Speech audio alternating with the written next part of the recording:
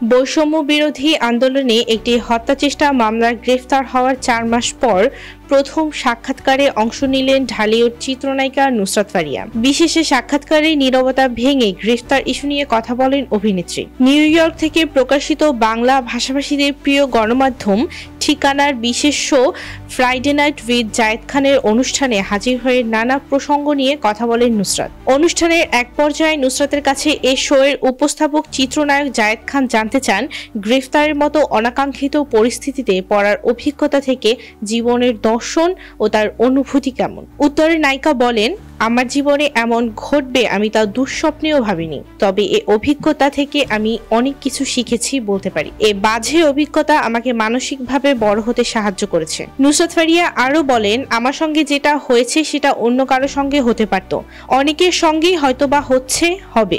আমি এ বিষয়ে জানি না, তবে আমি ভাগ্যবান।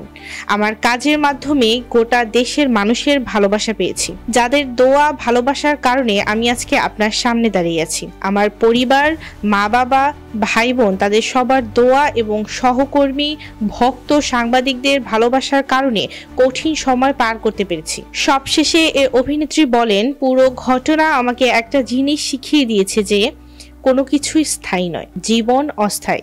যে কোনো সময় যে কোনো কিছু হতে পারে। মানসিকভাবে নিজেকে তৈরি থাকতে হবে।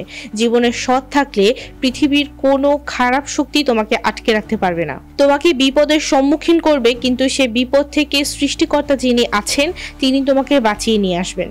ওই খারাপ সময় থেকে জীবনে আমি এটাই শিখেছি। প্রসঙ্গত, গত 18ই মে হযরত শাহজালাল আন্তর্জাতিক বিমানবন্দর থেকে বাংলাদেশ বিমানের একটি ফ্লাইটে থাইল্যান্ড যাওয়ার সময় অভিনেত্রী নুসরাত ফারিয়া গ্রেফতার হন। 2 দিন কারাবাসের পর 20 মে জামিন পান তিনি। বৈষম্য বিরোধী আন্দোলনে একটি হত্যাচেষ্টা মামলার গ্রেফতারের পর জামিন পাবার অভিজ্ঞতায় ভক্তদের সঙ্গে শেয়ার করেন দুই বাংলার জনপ্রিয় এ অভিনেত্রী।